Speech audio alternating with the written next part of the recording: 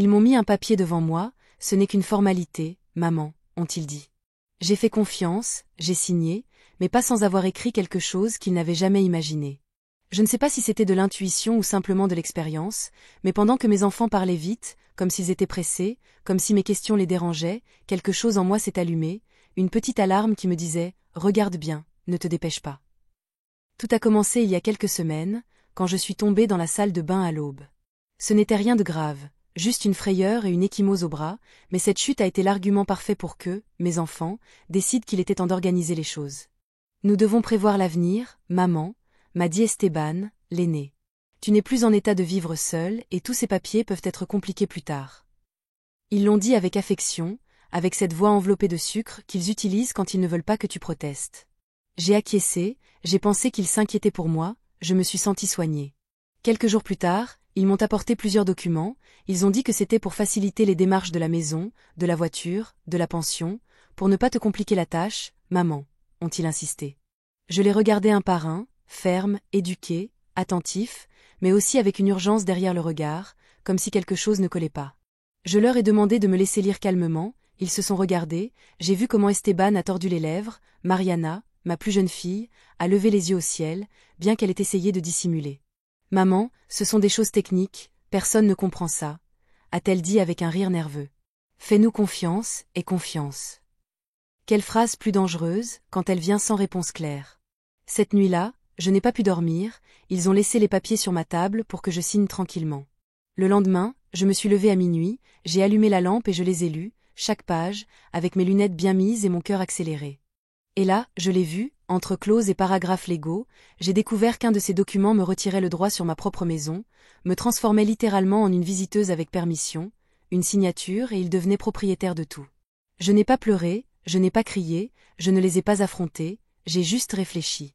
Je me suis souvenu des fois où ils m'ont fait attendre un dimanche, des appels sans réponse, des décisions prises sans me demander, des fois où ils m'ont traité comme un fardeau sans que je ne dise rien. Mais cette fois ce serait différent. J'ai sorti une feuille blanche, j'ai réécrit une des clauses avec ma lettre claire, ferme, j'ai ajouté une condition petite mais puissante, une phrase qui paraissait inoffensive mais qui changeait tout, quelque chose qu'ils ne remarqueraient pas parce qu'ils ne s'attendaient pas à ce que je lise, à ce que je comprenne. Le lendemain, quand ils sont venus, j'ai fait semblant d'être tranquille, je leur ai donné du café, je les ai écoutés parler de plans, d'avocats, de comment ils m'aidaient et ensuite j'ai signé, je leur ai remis l'enveloppe en les remerciant avec un sourire. Ils n'ont rien dit de plus, ils ont tout ramassé et sont partis satisfaits. Mais ils ne savaient pas que dans cette feuille il y avait une bombe écrite à la main par une mère qui cette fois en a eu assez de se taire. Quelques jours se sont écoulés sans nouveauté, mes enfants ne mentionnaient rien, n'appelaient pas plus souvent, ne montraient pas de changement, continuaient leur vie comme si j'avais fait exactement ce qu'ils attendaient. Signer, céder, disparaître de la carte. Je n'ai rien dit non plus, je me suis bornée à observer. J'avais du mal à accepter que d'une certaine manière cela ne me surprenait pas. Au fond peut-être ai-je toujours su que l'affection qu'ils me montraient avait des limites, que j'avais cessé d'être une priorité, qu'ils ne me voyaient plus comme leur mère, mais comme une formalité en suspens. Un matin, Mariana m'a appelée, elle a été aimable comme toujours, mais il y avait quelque chose de différent dans son ton. Maman, nous avons déjà tout préparé pour le transfert, l'avocat a dit que dans quelques jours tu recevras une copie, juste pour que tu la gardes. Ah oui, tant mieux, ai-je répondu en dissimulant mon ironie. Eh bien, nous voulions aussi te dire quelque chose, a-t-elle dit en baissant la voix, Esteban et moi avons parlé, et nous croyons qu'il serait mieux que tu viennes vivre avec l'un de nous pour que tu ne sois pas seul. Là était le paquet complet, me retirer la maison et ensuite m'offrir un coin chez eux, comme si j'étais une plante que l'on transplante de peau. Et lequel de vous deux serait l'heureux hôte? Eh bien, en réalité, nous pensions que tu pourrais tourner, quelques mois avec lui, quelques-uns avec moi, ainsi cela ne devient pas si lourd pour aucun. Si lourd, comme si j'étais une charge, comme si mon existence pesait. Je vais y penser, ai-je répondu d'un ton neutre, merci pour l'inquiétude. J'ai raccroché, je suis restée à regarder le téléphone, ma main tremblait, non pas de tristesse, mais de fureur contenue, non pas pour le plan en soi, mais pour comment il le déguisait en geste noble, comme s'il ne s'en rendait pas compte. Ce même après-midi, j'ai pris le cahier où j'écris toujours ce que je n'ose pas dire à voix haute, là j'ai déversé tout, chaque soupçon, chaque mot non dit, chaque blessure accumulée pendant des années. Ils croient qu'ils m'ont gagné, qu'ils m'ont convaincu, mais ils n'ont pas vu ce que j'ai écrit, ils ne savent pas que j'ai laissé une porte ouverte seulement pour moi.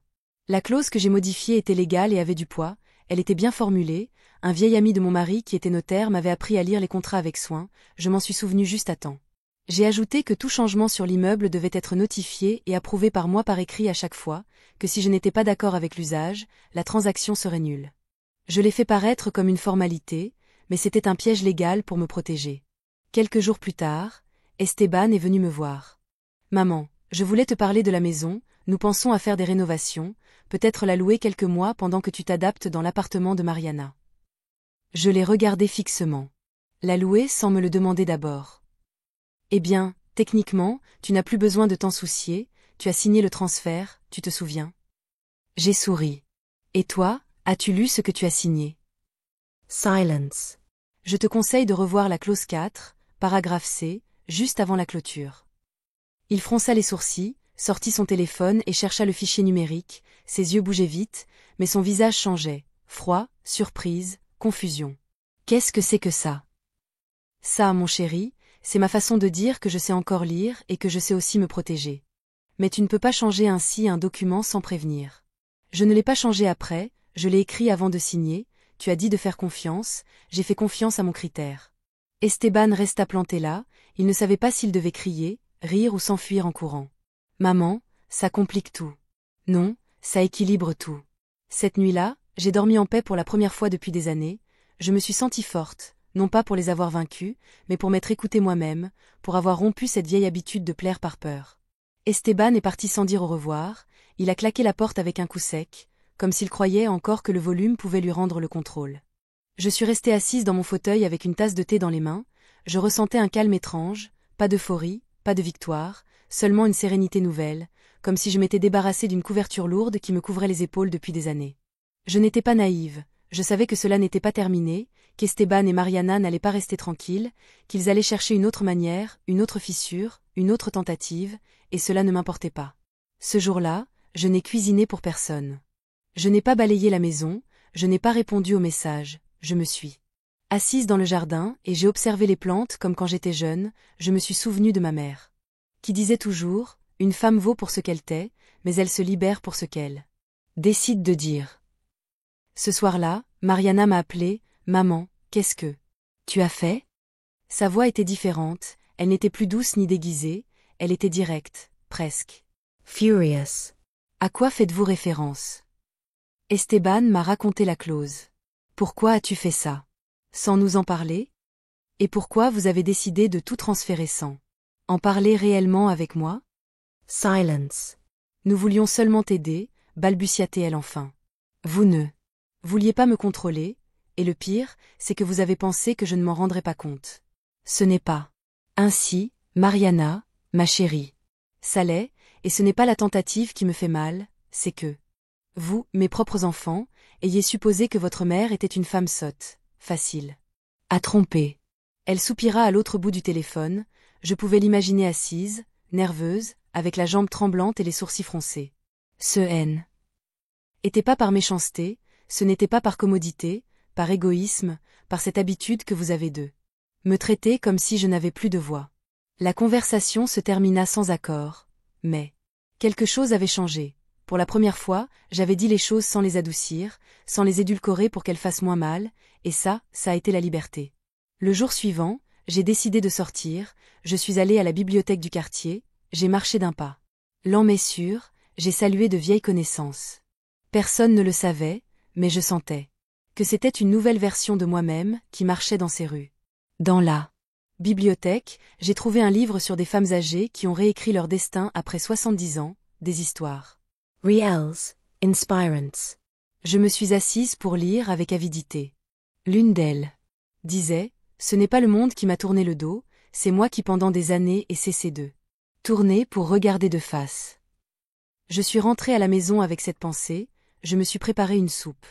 Et je me suis assise à la table, seule, mais à l'intérieur j'étais plus accompagnée que jamais.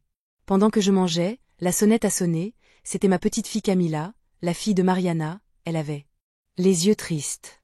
Grand-mère, je peux rester un moment avec toi? J'ai acquiescé, elle est entrée sans rien dire de plus, elle s'est assise à mes côtés et après quelques minutes de silence, elle m'a dit, maman est furieuse, elle dit qu'elle ne comprend pas pourquoi. Tu as fait ce que tu as fait.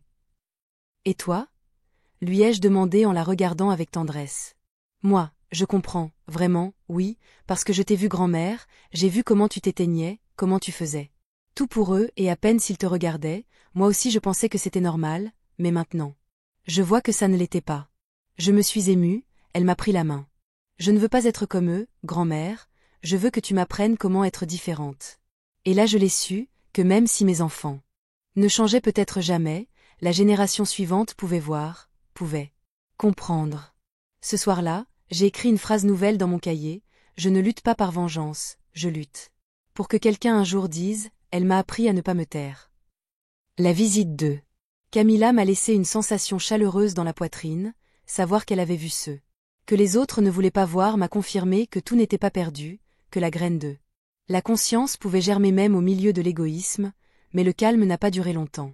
2 jours après, Esteban est venu me voir, il n'était pas seul, il était accompagné d'un homme jeune, en costume, avec une mallette en cuir et un visage qui ne m'a inspiré rien de bon.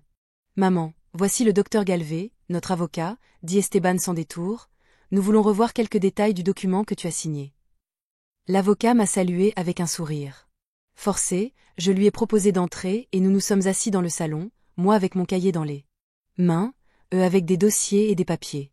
Madame, il y a un point qui a attiré notre attention, commença l'avocat, cette clause finale, celle du paragraphe C, n'était pas prévue dans le brouillon original. C'est ainsi, répondis-je, je l'ai rédigé à la main sans le consentement des autres parties, avec mon propre consentement, qui est celui qui vaut, parce que sans ma signature, rien de tout cela n'aurait de validité. Esteban s'agita sur son siège. Maman, cela peut apporter des problèmes légaux, tu as fait cela sans conseil, sans nous avertir. Est-ce que vous m'avez conseillé quand vous avez décidé de rédiger un document qui me transformait en intruse dans ma propre maison? L'avocat a essayé d'intervenir, mais je l'ai arrêté d'un geste ferme. Docteur, je n'ai pas besoin d'explication. Ce que j'ai fait était complètement légal et je peux le prouver, j'ai une copie du document, j'ai des témoins que je l'ai signé de manière volontaire et pleine, j'ai même des preuves que j'ai été forcé de le signer rapidement, sans le lire. Esteban me regarde, furiex. Mariana est entrée juste à ce moment-là, comme si elle avait attendu dehors, son visage était dur et glacé.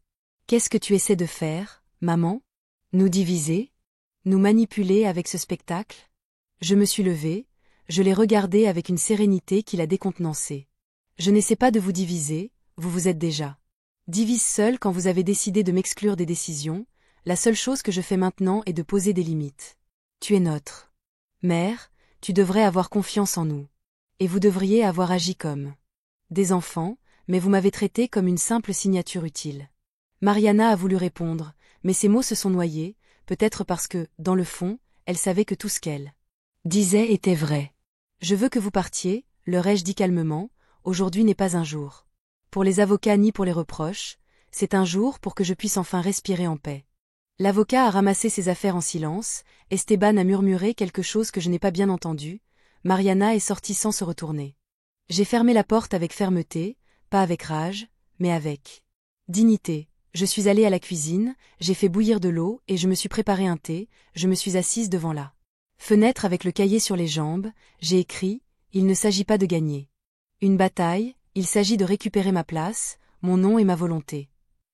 Cette nuit-là, Camilla est revenue me rendre visite, elle apportait une fleur et une lettre, la fleur du jardin de sa maison, la lettre écrite à la main, « Grand-mère, je veux tout apprendre de vous. » J'ai été émue, je lui ai servi du chocolat chaud et pendant que nous parlions, j'ai su que quelque chose s'était brisé, mais aussi que quelque chose de nouveau commençait à naître, une vérité, une connexion, un héritage différent. Le lendemain matin, je suis sortie marcher tôt, c'était samedi et le quartier était encore endormi pour la plupart, l'air était frais et le ciel avait cette couleur bleue propre qui n'apparaît que lorsqu'une décision importante a déjà été prise. Je suis passée devant la boulangerie de Donia Irene, une femme avec qui j'avais à peine échangé des mots depuis des années, elle m'a vue, a levé la main et m'a appelée. « Voisine, avez-vous une minute ?» Je suis entrée, l'endroit sentait le pain fraîchement cuit et le café torréfié, je me suis assise sur une des chaises en bois. Près du comptoir, Irène m'a servi une tasse sans demander. J'ai su que ses enfants racontent des choses, a-t-elle dit sans détour, que vous les avez trahis. Avec un document, que vous les avez laissés sans rien. Je les regardais sans surprise.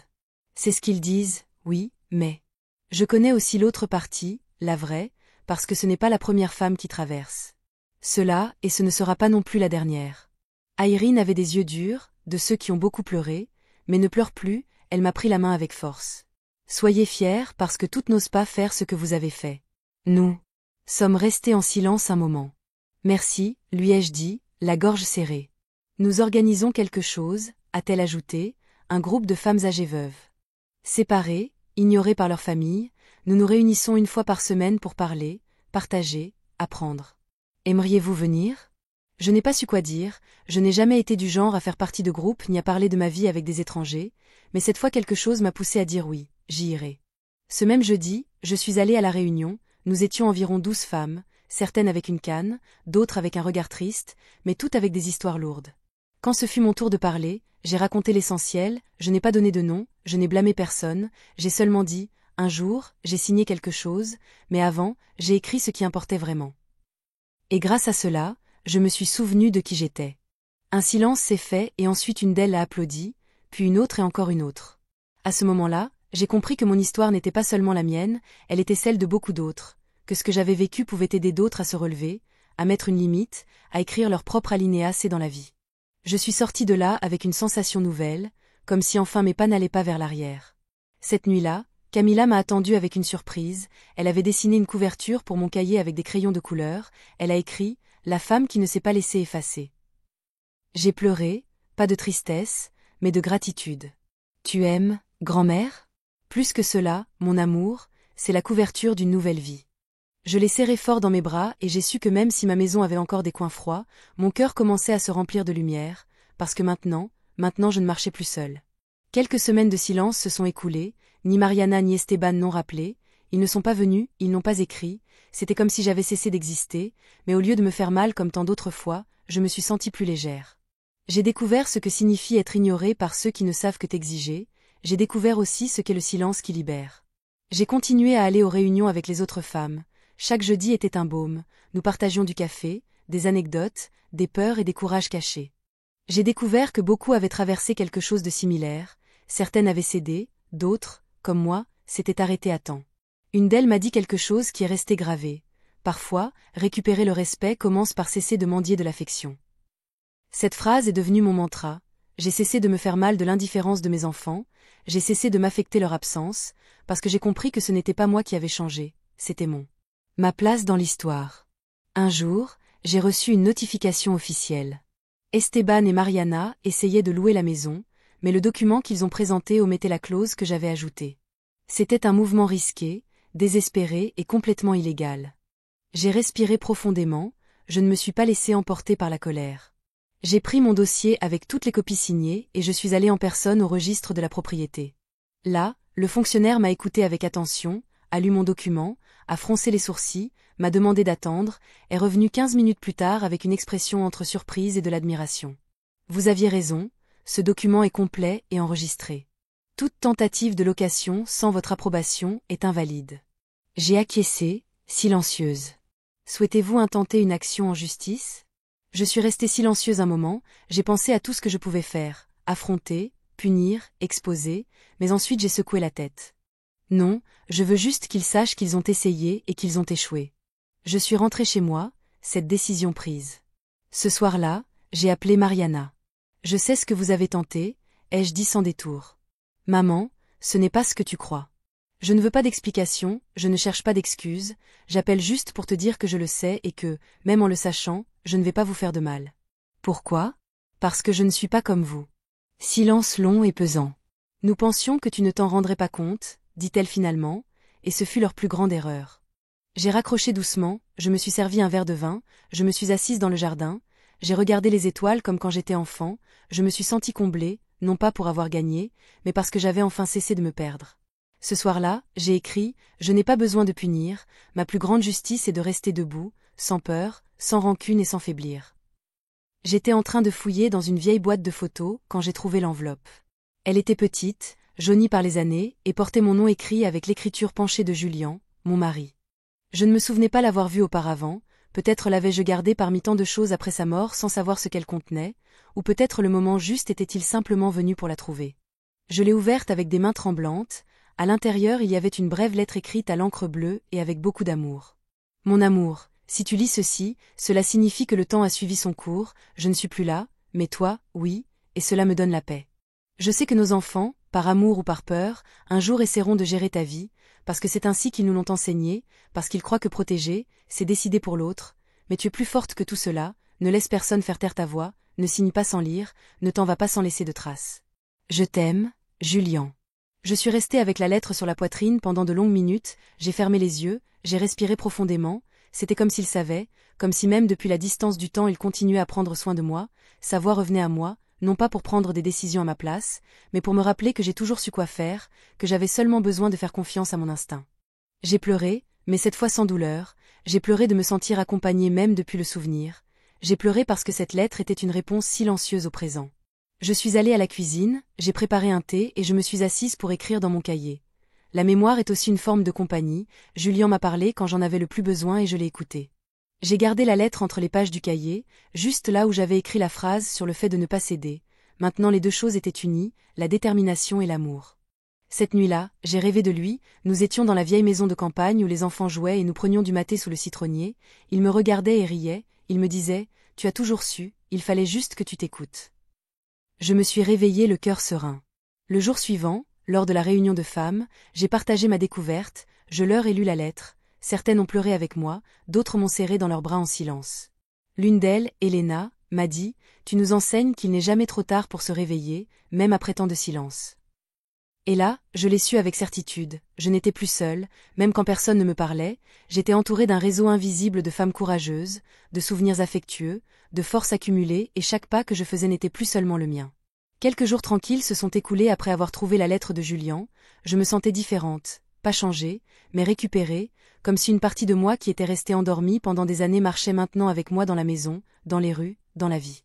Un après-midi de pluie douce, la sonnette a retenti, c'était Mariana, elle n'apportait pas de valise ni de papier ni de reproches, seulement un parapluie mouillé et le visage fatigué, je ne l'avais pas vue ainsi depuis qu'elle était une adolescente rebelle avec trop d'émotions contenues dans sa poitrine. Puis-je entrer ? A-t-elle demandé sans hausser la voix. J'ai acquiescé. Elle s'est assise sur le canapé en face de moi, elle ne m'a pas embrassée, elle n'a pas pleuré, mais ses yeux parlaient avec une langue ancienne, celle de la peur et de la honte. Je ne viens pas pour discuter, dit-elle, je voulais juste te voir. Je suis là, ai-je répondu. Silence. Elle a sorti de son sac une feuille pliée, elle me l'a tendue. C'est une copie du document avec la clause que tu as ajoutée soulignée, je l'ai déjà compris et je l'accepte aussi. J'ai lu la feuille sans rien dire, la lettre imprimée, les soulignements, les annotations au crayon. Elle avait essayé de comprendre, c'était déjà un geste, un petit geste, mais réel. Je ne suis pas venue pour ça en réalité, a-t-elle ajouté, je suis venue parce que Camilla n'arrête pas de parler de toi, de ce que tu lui enseignes, de comment tu écris, de comment tu as lutté sans crier. Sa voix s'est un peu brisée et j'ai pensé que peut-être, si tu me le permets, j'aimerais aussi écouter, apprendre de toi, même s'il est tard. J'ai respiré profondément, je ne savais pas si c'était vrai, je ne savais pas si c'était un pas ou un piège émotionnel, mais je n'avais plus besoin d'une certitude absolue pour agir, j'avais seulement besoin d'être fidèle à moi-même. Nous pouvons commencer par un café, lui ai-je dit, et après, nous verrons bien. Elle a souri pour la première fois depuis longtemps, c'était un sourire pur, sans défense. Nous avons préparé le café ensemble. Comme avant, nous n'avons pas parlé du passé, ni du papier, ni d'héritage, seulement du présent, de comment les plantes poussent quand on les arrose sans se presser, de comment la pluie peut être belle quand on n'a pas peur de se mouiller. Avant de partir, Mariana m'a regardé avec un mélange de nostalgie et de respect. Pardon, maman, pas pour ce que j'ai fait, mais pour ce que je n'ai pas vu. Parfois, lui ai-je répondu, ne pas voir est aussi une forme d'abandon. Je le sais, c'est pourquoi je veux rester un peu plus si tu me laisses. Je te laisse, mais je me perds plus pour que les autres se trouvent. Cette époque est finie. Elle a acquiescé, m'a embrassée et cette fois, l'étreinte n'a pas fait mal. Cette nuit-là, j'ai écrit dans mon cahier. Le pardon n'est pas de revenir au point de départ, c'est de tracer un nouveau chemin où les règles ne se brisent plus en silence. Camilla est arrivée un samedi après-midi avec son cahier de dessin sous le bras et un sac à dos rempli de couleurs, de marqueurs et de questions. Aujourd'hui aussi, tu vas me raconter quelque chose, m'a-t-elle dit en souriant. Aujourd'hui, c'est toi qui vas écrire. Lui ai-je répondu, mais je veux d'abord te montrer quelque chose. Je l'ai emmené jusqu'au meuble de la salle à manger où je gardais mes affaires les plus vieilles. D'un tiroir j'ai sorti une petite boîte de bois sombre qui était fermée depuis des années. À l'intérieur se trouvaient les premières lettres que j'ai écrites dans ma jeunesse. les papiers de la maison, des photos de Julien et le cahier où, il y a des décennies, j'ai commencé à écrire ce que je n'osais pas dire à voix haute. Je le lui ai montré. Ceci a été mon premier cahier. Ici j'ai écrit ce que je taisais, ce qui faisait mal, ce dont je rêvais et même si personne ne l'a jamais lu, il m'a sauvé plusieurs fois. Camilla a caressé les couvertures avec soin. Puis-je le lire? Non, maintenant je veux d'abord que tu commences le tien, je veux que tu écrives ton histoire, tes pensées, même les choses que tu ne comprends pas encore. Elle a acquiescé avec enthousiasme, a ouvert son nouveau cahier et a commencé à écrire en grandes lettres. Ma grand-mère m'a appris à ne pas me taire. Je me suis émue. Nous nous sommes assises à la table, l'une en face de l'autre et nous avons écrit en silence pendant un moment, puis je lui ai raconté des choses que je n'avais jamais dites auparavant, de mon enfance, de mes peurs quand je me suis mariée, de comment ça a été d'élever Mariana et Esteban sans Manuel, sans repos et souvent sans compagnie, je lui ai parlé du jour où j'ai signé ce papier et de comment mon instinct me criait que quelque chose n'allait pas. Et pourquoi n'as-tu pas dit non? A demandé Camilla, parce que les femmes de mon époque ont appris que dire non, c'était être égoïste, que céder, c'était aimer, mais maintenant je comprends que se protéger, c'est aussi aimer. Et maintenant, saurais-tu dire non? Maintenant, non seulement je le sais, mais je l'ai déjà fait. Elle a souri, m'a embrassé par le cou. Quand je serai grande, je veux être comme toi. Non, mon amour, je veux que tu sois meilleure, que tu n'aies pas à attendre 74 ans pour t'écouter. Plus tard, Camilla m'a aidé à arroser les plantes, et dans un nouveau pot, nous avons planté ensemble un jasmin. Celui-ci, nous allons le soigner entre nous deux, a-t-elle dit. Oui, et quand il fleurira, ce sera notre signe que tout ce que nous avons semé avec amour porte ses fruits. Cette nuit-là, avant de dormir, j'ai relu la lettre de Julien et ensuite j'ai écrit dans mon cahier. Aujourd'hui, j'ai passé le flambeau à Camilla, non pas de feu, mais de voix, qu'elle l'emmène là où je n'ai pas pu arriver, qu'elle ne signe jamais ce qu'elle ne comprend pas, qu'elle ne taise jamais ce qui la blesse et qu'elle sache toujours que ça valait la peine. Ce matin-là, je me suis réveillée avant l'aube, j'ai ouvert la fenêtre et l'air était froid, mais pas coupant, c'était un froid propre, de ceux qui font qu'on respire profondément et qu'on se sent vivante. J'ai mis mon châle préféré, celui que ma mère m'a tricoté il y a tant d'années, je me suis préparé un café fort et je me suis assise dans le jardin, et là était le jasmin que Camilla et moi avions planté avec son premier bourgeon blanc apparaissant timidement entre les feuilles vertes. J'ai souri, ce n'était pas seulement une fleur, c'était une promesse. Depuis ce jour où j'ai signé ce papier avec ma propre clause cachée, beaucoup de choses ont changé. Mariana m'appelle maintenant chaque semaine. Parfois elle vient prendre un café, parfois seulement pour écouter, nous ne parlons pas encore de tout, mais le silence ne fait plus mal, c'est un silence plein de tentatives. Esteban, bon, lui n'est pas encore revenu, je le comprends, certains enfants ont besoin de plus de temps pour se regarder dans le miroir, mais je ne lui garde pas rancune parce que pour la première fois de ma vie je sais que le pardon ne concerne pas les autres, mais soi-même. La maison continue d'être à moi, pas pour les papiers, mais parce qu'ici il y a mon histoire, mes pas, mes cicatrices, mes livres marqués avec des phrases qui m'ont sauvée, mes plantes qui ont poussé même si parfois j'ai oublié de les arroser. Camilla vient tous les dimanches, elle me lit ce qu'elle écrit, parfois ce sont des histoires tristes, d'autres des poèmes maladroits, mais doux et chacun de ces mots me rappelle que tout cela valait la peine. Un jour, elle m'a dit, « Grand-mère, quand je serai grande, je ne vais laisser personne me faire me sentir petite. » Et j'ai su que mon travail était fait, je n'ai pas besoin d'applaudissements ni d'hommages, seulement le silence tranquille de l'âme quand elle sait qu'à la fin du chemin elle ne s'est pas trahie. Aujourd'hui, j'ai écrit la dernière page de mon cahier, ils m'ont trompé pour signer, mais c'est moi qui ai écrit la fin, pas avec haine, pas avec vengeance, avec mémoire, avec courage, avec amour pour moi-même. J'ai fermé le cahier, je l'ai gardé dans la même boîte de bois où était la lettre de Julien et pendant que le soleil montait lentement, j'ai compris que cette histoire n'était pas seulement la mienne, elle était de toutes les femmes qui ont cru un jour que se taire était aimer, de toutes les mères qui ont tout donné et n'ont pas reçu grand-chose, de toutes les grand-mères qui depuis leur silence peuvent encore enseigner à résister et à fleurir, parce que cette fois celle qui a signé, c'est moi. Et cette fois ce que j'ai écrit a tout changé, non.